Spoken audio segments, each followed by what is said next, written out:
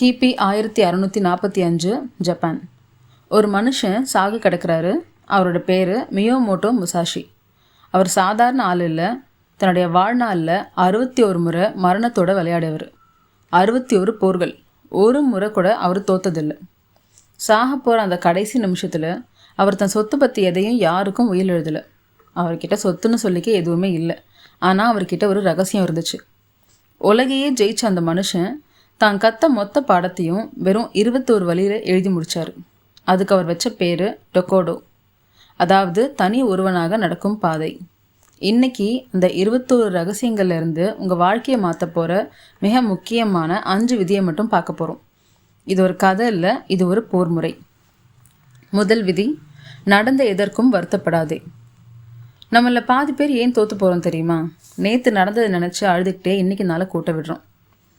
Musashi சொல்கிறாரு, வாழை வீசியாச்சு, அது இலக்கு அடைஞ்சதோ இல்லையோ அது முடிஞ்சு போன விஷயம். இப்போ உன் கையில் இருக்கிற வாழை கவனி. உங்கள் லவர் பிரிஞ்சுட்டாங்களா? உங்கள் பிஸ்னஸில் நஷ்டமா? நீங்கள் ஏமாந்துட்டீங்களா? சரி, நடந்துருச்சு, அதை மாற்ற முடியாது. அந்த பாரத்தை சுமந்துக்கிட்டு உங்களால் அடுத்த போருக்கு போக முடியாது. நடந்ததை ஏற்றுக்கோங்க. அங்கேயே உங்கள் பாதை வெற்றி தொடங்கிடும். நிஜம் சொல்லணும்னா வருத்தப்படுறது ஒரு பலவீனம். முசாஷிக்கு பலவீனமானவங்களை பிடிக்காது. 2வது விதி, பயனற்ற எதையும் செய்யாதே. இந்த வரி தான் முசாஷியுடைய வாழ்நாள் மந்திரம். இப்போ உங்கள் ஃபோன் எடுங்களேன்.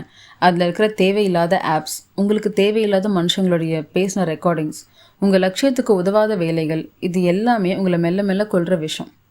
முசாஷி சொல்கிறாரு, நீங்கள் ஒரு கலையை கற்றுக்குறீங்கன்னா அதில் மட்டும் கவனம் வைங்க, மற்றது எல்லாமே வெறும் குப்பைன்னு. உண்மையாக யோசிங்க. இன்றைக்கி நீங்கள் செஞ்ச காரியங்களில் எத்தனை காரியங்கள் உங்கள் முன்னேற்றத்துக்கு உதவுச்சு? பதில் 0னா நீங்கள் முசாஷியோட பார்வையில் ஒரு போர் வீரனே இல்லை. இப்போவே வெட்டுங்க அந்த தேவையில்லாத பழக்கங்களை. 3வது விதி, எதற்கும் அடிமையாகாதே, உன் உயிருக்கும் கூட. இது கொஞ்சம் கசப்பான உண்மை. நாம் எப்போ பயப்படுறோம்? உன்னை இழந்துருவோன்னு நினைக்கும் போது தான் பயப்படுறோம். முசாஷிக்கு மரண பயம் கிடையாது. அதனால தான் அவரால் 61 போர்களை வெல்ல முடிஞ்சுது. எனக்கு இந்த பொருள் வேணும், இந்த பதவி வேணும், இந்த நபர் வேணும் அப்படின்னு நம்ம எப்போ ஏங்குறோமோ அப்போவே நம்ம பலவீனமாயிடுறோம். உன்னை எவனாலும் யார் வேணாலும் உங்களை மிரட்டலாம். எதையும் நேசி, ஆனால் எதற்கும் அடிமையாகாதே. எதையும் இழக்க தயாராக இருக்கிற ஒரு மனிதனை இந்த உலகத்தில் எப்போதுமே தோற்கடிக்க முடியாது. 4வது விதி, உன் பாதையில் ஒருபோதும் கலங்காதே. உலகம் ஒன்று சொல்லும், இது முடியாது, நீ தோற்றுருவ, இது பைத்தியக்காரத்தனம்னு. முசாஷி தான் வாழ்நாள் முழுசுமே காடுகள்லையும் மலைகள்லையும் அலைஞ்சார். மக்கள் அவரை பைத்தியம்னு சொன்னாங்க. ஆனால் அவர் தான் பாதையை நம்பினார். உங்கள் மனசு ஒரு பாதையை காட்டியிருக்கோம் உங்களுக்கு, அதை பிடிங்க. உலகம் சொல்கிறத கேட்காதீங்க, உங்கள் உள் மனசு சொல்கிறத கேளுங்க. தனிமை அப்படிங்கிறது சாபம் இல்லை, அது ஒரு வரம். நீங்கள் தனியாக நடக்கும்போது தான் உங்களை நீங்களே கண்டுபிடிக்கிறீங்க. 5வது விதி, இதுதான் எல்லாத்தையும் விட முக்கியமானது. முசாஷி சொல்கிறாரு, 100 முறை யோசிப்பதை விட ஒரு முறை செய். நம்மள பலர் ஏன் தேங்கி போகிறோம் தெரியுமா?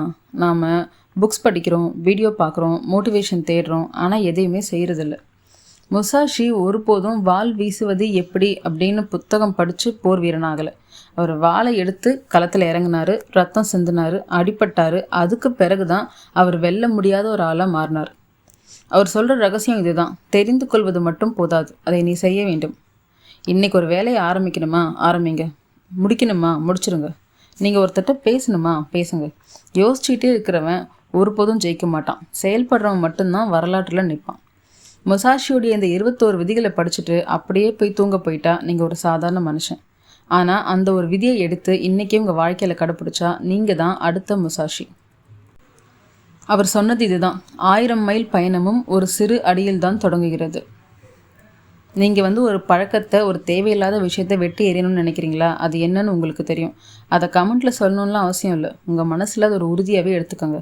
நீங்கள் ஒரு போர் வீரனாக வாழ போகிறீங்களா, இல்லை கூட்டத்தில் ஒருத்தனா அழப்போகிறீங்களான்னு நீங்களே முடிவு பண்ணிக்கோங்க. மீண்டும் ஒரு தேடலில் சந்திப்போம். இது மனத்தேடல். நான் சுபஸ்ரீ.